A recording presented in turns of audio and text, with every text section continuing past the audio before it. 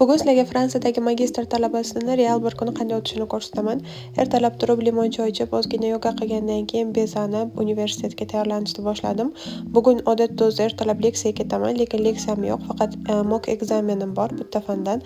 O'shanga ertaroq borib, tayyorlanib, listening reading ishlamoqchi bo'ldim TOEIC mock ekzamenga.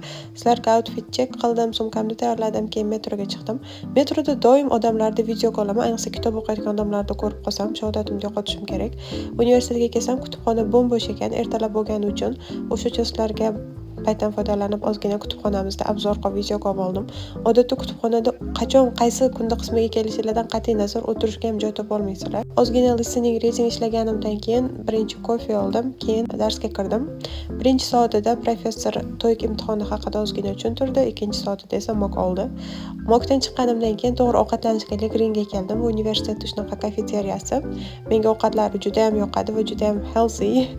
Ovqatlanib bo'lganimdan keyin chiqib ozgina universitetda atrofini sizlarga video oldim. Universitetimizni Fransiyadagi Hogvart deb aytadi.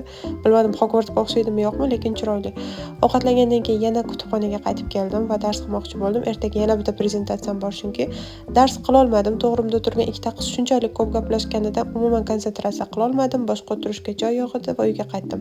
Uyga qaytib sizlarga grantlar haqida video oldim. Profilimdan topsanglar bo'ladi. 2 soat videoni montaj qilib, kechqurun ovqatlanib, ozgina koreyskiy dorama ko'rib, keyin Qur'on darsimni topshirdim. Shu bilan soat 10 edi. Rosa charchagan edim, uxladim. Bye.